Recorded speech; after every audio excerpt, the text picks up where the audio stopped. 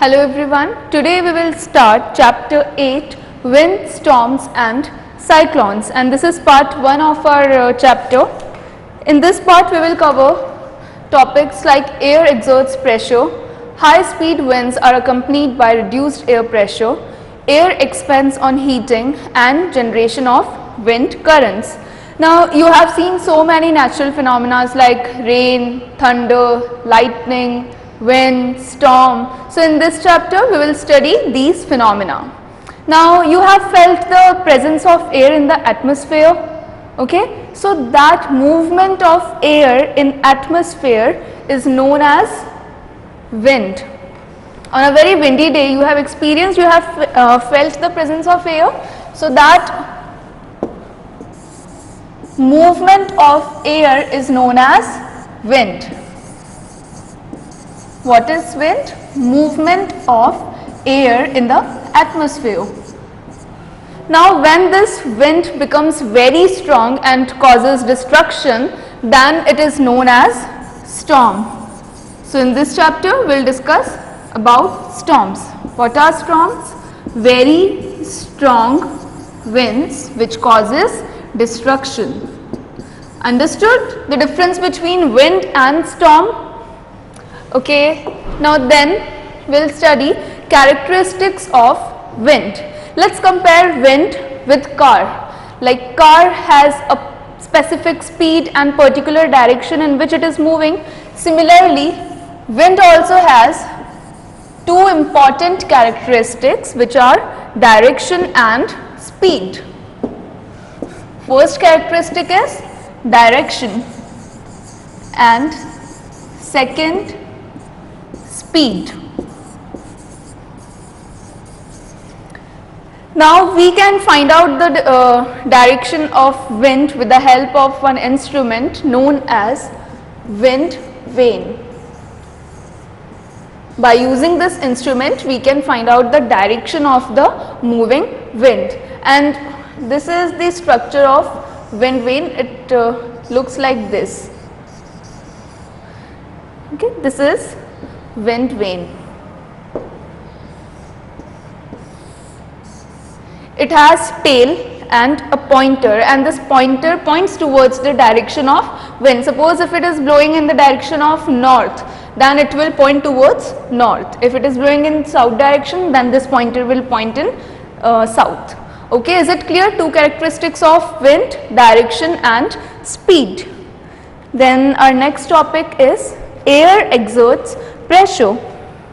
Now again for this concept we will take an example. Imagine you are sitting on a chair and someone is sitting on your lap. So will you feel any pressure on your lap? Obviously yes. Suppose a 80 kg, the person with weight 80 kg, he is sitting on your lap, so you will feel the pressure. Similarly, our earth is surrounded by a layer of air which is known as atmosphere, and this atmosphere contains what? Air particles, and air particles also have weight, although air particles are not visible to us directly with the help of naked eyes, but it do have some weight. So the weight of those air particles, they exert pressure on our earth, on all living things, non-living things including us, which are present on the surface of earth, and that pressure is known as atmospheric pressure. So here we discussed two terms, atmosphere and atmospheric pressure. This is our earth,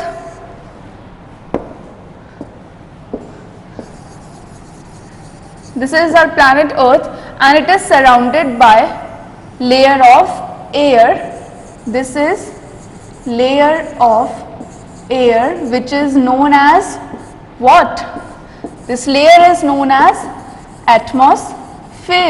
So instead of any human being, this air is sitting on earth. Just imagine that case. This layer is sitting on earth and it is exerting pressure on everything which is present on the surface of earth, and that pressure is known as atmospheric pressure. Is it clear? What is atmospheric pressure? Now what is the use of this atmospheric pressure? Where we can see the effect of atmospheric pressure? Like while drinking any juice, cold drinks, we use straw. So when we suck that juice, it comes upward with the help of straw. Why? Because of atmospheric pressure. We can take one more example. Suppose you are riding a bicycle and you are riding in the direction of wind. So it will be easier for you to ride the bicycle, but let's reverse the situation. You are riding bicycle in the direction opposite to the direction of wind. Suppose you are riding bicycle in this direction and the movement of wind is in the opposite direction. So it will be difficult for you to ride the bicycle. So that is again atmospheric pressure. Air pressure is all around us. Why it is all around us? From left, right, top, bottom, it is everywhere. Why? Because air is present everywhere around us. That is why air pressure is also around us everywhere. Now can you compare that air pressure? Now over my head, over your head, there is atmospheric pressure. So if we compare that atmospheric pressure, then that means we are holding a car on our head. It is that huge. But are we experiencing that pressure? No, we are not feeling that. Why? Because the pressure inside our body is cancelling out the atmospheric pressure. That's why we are not feeling that we are holding any car over our head. Here is an activity to demonstrate the air pressure. Let us perform an activity to verify that air exerts pressure. In this we have taken a stand and a can in which we have poured water. Now with the help of candle flame we are boiling this water. Now when we will boil this water, what will happen? The air which is present inside the can, it will get heat up. The steam, the water vapors, they will try to push these air particles out of the can. Okay, so you can see the steam coming out. These are air particles. Now heat the can with the help of candle flame. Okay, we have.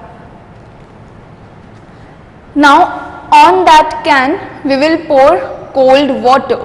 As soon as we pour cold water on this can, what will happen? You can see this can is now crushed as soon as we pour the cold water. So why this is happening? It is happening because the steam which was present inside the can. Okay, now in this activity we have closed the mouth of this can. Okay, here you can see the lid. Now the steam which was inside this can, it gets cooled down, and when steam gets cooled down, it condenses and it again converted into water. So now there are no air particles inside the can because they have already been pushed by those steam particles. So the air inside this can is low. The air pressure inside this can is low as compared to the atmospheric pressure. So this high pressure pushes this can inwards, and that's why we can see this crushed can. Why it is crushing? Because of the pressure difference. Inside the can pressure is low and outside the can pressure is very high. Now next topic, high speed winds are accompanied by reduced air pressure. So to understand this topic, we will perform a very simple activity. Okay, for this activity I have taken two balloons of same size and I have connected these balloons with the help of string to this rod, and these balloons are not touching each other. Now see, observe it carefully what I will do. Now at the bottom of these balloons, they are not touching each other. I will blow between these two balloons. Okay, so what you observe that as I blew air between these two balloons, they pushed towards each other and they touched each other. Have you observed it? Okay, I am doing it one more time. So by this activity, what I want to show you that as soon as I blew air between these balloons, the pressure between these balloons got reduced. So this is our topic, that high speed winds are accompanied by reduced air pressure. Our activity, these are balloons, the pressure here becomes low and the pressure here becomes high, relatively it becomes high. So whenever there is pressure difference, so the air tries to balance that that pressure difference, so that air moves from this point to this point, and from here it pushes this balloon from here to this side, and that's why the balloons touched each other. Understood? We will perform one more activity. This was our balloon activity. Now this you can perform. This is very simple. Only what you need is a long strip of paper, a thin and long strip of paper. What you have to do, you have to hold paper like this, boy is holding with the help of your forefinger and thumb. Now you have to blow air on the upper side of paper. As soon as you blow air, what will happen? The paper will lift upwards. So why it is happening? Because of the same concept, pressure difference. Initially pressure over the strip and here this side the pressure was equal, but as soon as you blew air over the paper strip, initially the paper strip was like this.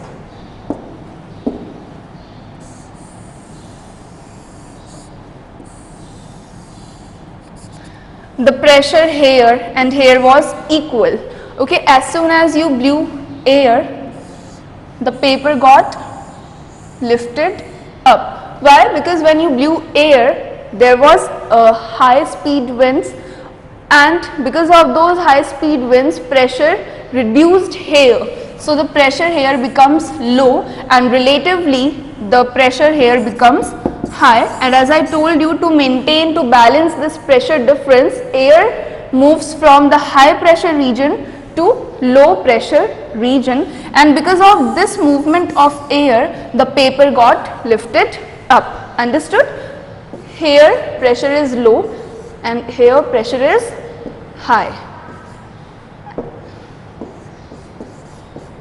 and to balance this pressure difference, air started moving from the lower end to the upper end and paper got lifted up. Is it clear, this activity? You have to perform this at your home. So explanation, blowing over the paper reduced air pressure, thus the air pressure under the strip pushed it upwards. So conclusion from this topic, increased wind speed is accompanied by reduced air pressure. Air moves from high pressure region to a low pressure region. That's why there is a movement of air known as wind. The more the difference in pressure, the faster the air moves. Sometimes we experience when air moves very gently, and sometimes wind is very strong. Why? Because of the greater pressure difference. Now next topic, air expands on heating. Now again, to understand this concept, we will perform another activity.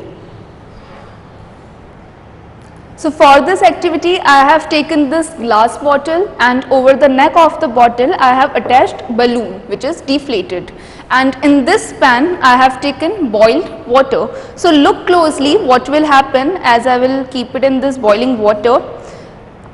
What are we studying in this concept? That air expands on heating. You observed it, what happened?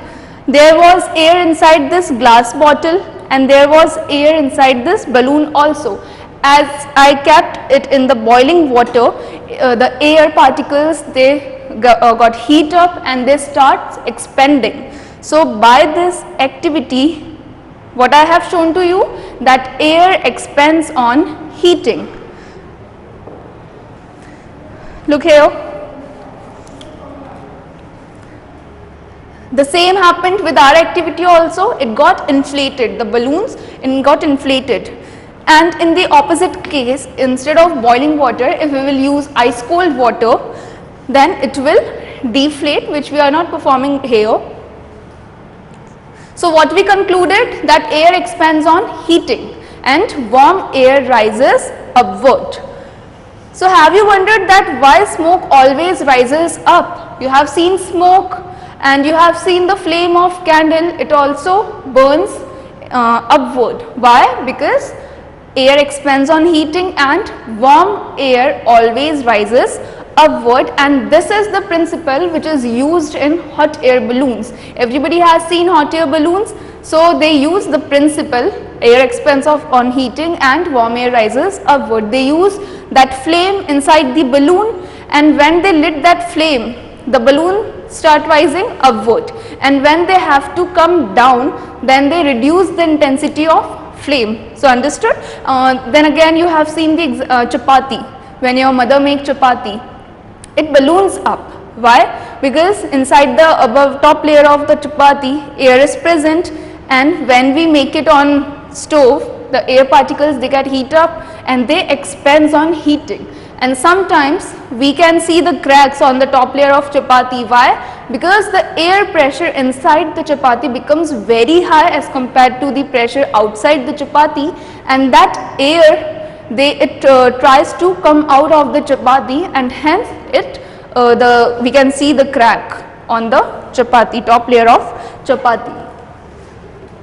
On heating, the air expands and occupies more space, as you have seen here. Still it is inflated little bit, because that air is taking more space. Thus the warm air is lighter than the cold air. Now there is one concept. This is land, this is our sun. Sun rays are falling on earth, and you know that air particles are present all over, not visible but they are there. Now these air particles will take this heat, they will get warm and they will expand. Now this is expansion in air particles, and you can see when air expands, it rises upward, which makes this area with low air particles. Now comparatively, this region has low air particles because those particles have already moved upward. So this creates a region of low pressure. Understood? When warm air rises upward, there are less number of air particles here, and which created area of low pressure. And in opposite case, when these particles move upward, the temperature here drops, and these particles condenses here. And when they, suppose these are present here, and when these cool air particles, they fall down, they sink down, means here now more number of particles are here, which will create region of high pressure. Understood? How low pressure and high pressure region are created? When warm air rises upward, low pressure region is created, and when the cool air sinks down, a region of high pressure is created.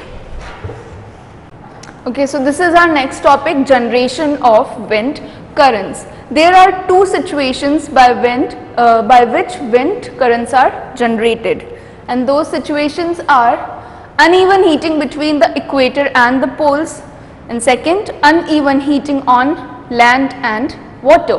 We will discuss these situations one by one. Firstly, we will discuss uneven heating between the equator and the poles. What do we mean by uneven heating? We know the structure of earth. It does not receive sunlight in equal manner. Some part is receiving maximum sunlight and some part of earth is receiving minimum sunlight. So that is uneven heating. Here we have taken two places, equator and the poles. This is structure of earth, and you know what is equator? An imaginary line which passes through the center of earth. Okay, this is equator. Now this region is very hot. Why? Because this region receives maximum sun rays from the sun, and because of those sun rays, this region get warm as we go far away from the equator, it begins to cool down. Okay, as we go far away from equator, and here comes North Pole and South Pole, colder region.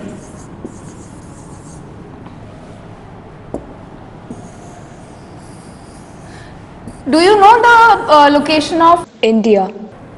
with respect to this equator? India's lies somewhere here above the equator. That's why you have seen that South India is warmer.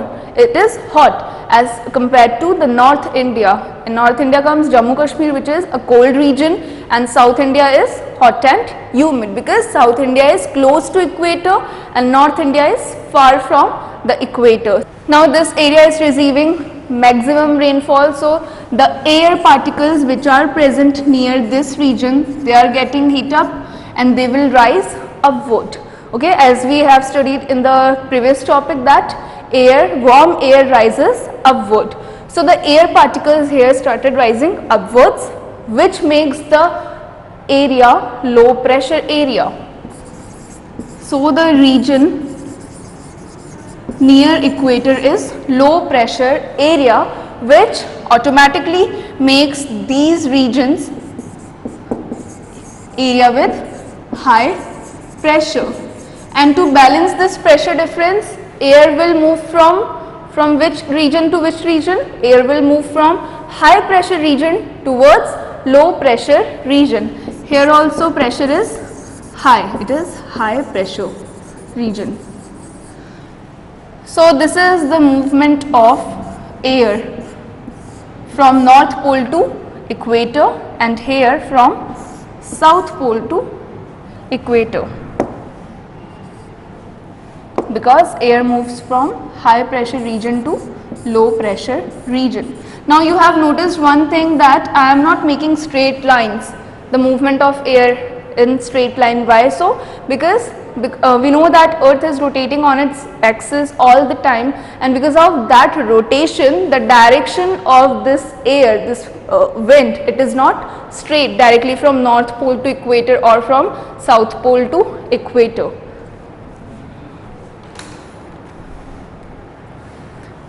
The regions close to equator gets maximum heat from the sun. As you can see, this red color represents the hot area and the blue color represents cold area. This is North Pole, this is South Pole, and this is the belt of 0 latitude to 30 degree latitude, and here 60 degree latitude. And this is in this figure also, the direction of wind is not shown by straight lines. The cold wind from the polar regions rushes to take the place of the warm air that rises from the 60 degree latitudes. Okay, now second situation is uneven heating of land and water. In chapter 4 heat, we studied two phenomena, land breeze and sea breeze. That was the same because of uneven heating of land and water, but in that case we talked about days and nights. But here we will talk about seasons, summer season and winter season. So during summer season, this is land, this is water body. The temperature of land rises, it gets very high as compared to the water body. So now the temperature here is high, so the air which is present over this land, it will get warm and it will rise upward. As soon as the air present here start rising upward, which area is created here? Air with low pressure, and relatively the pressure here becomes high, so air will move from high pressure region towards low pressure region, and this is the movement of air from water body, from water to land. Now this air is present above the water body, so obviously it will carry rain, it will carry clouds with it, and those clouds will ultimately results in the rainfall. So that's why these winds are also known as monsoon winds. Why? Because they carry rainy clouds. In summers, most of the time the temperature of the land is higher than that of the water in the oceans. The air over the land gets heated and thus rises up. This causes the winds to flow from the oceans towards the land. And these winds are known as monsoon winds because they bring rain. In India during summer, wind moves from south to west because in south Indian Ocean is present, water body is there, and in west Rajasthan is there, deserts, land, it get heat up very fast. So direction of wind is from south to west. So here comes your first internal question which you have to write on page 99. What are the rain bearing winds known as? Mark the answer. Answer is what? Monsoon winds. Clear? So in winter what happens? This is land, this is water body. Land loses heat very fast as compared to water. So now the air which is present over water body, it is warmer. Warm air always rises upward. So this warm air will rise upward and it will create a low pressure region, and relatively over land the pressure will become high. So wind will move from high pressure region to low pressure region, and this is the movement of air. Okay, and that's and it does not carry any rainy clouds, nothing. So in winters most of the time the temperature of the land is lower than that of the water in the oceans. The air over the water gets heated and thus rises up. This causes the winds to flow from the land towards the ocean. Is this topic clear? So that was all about part 1 of our chapter. Thank you.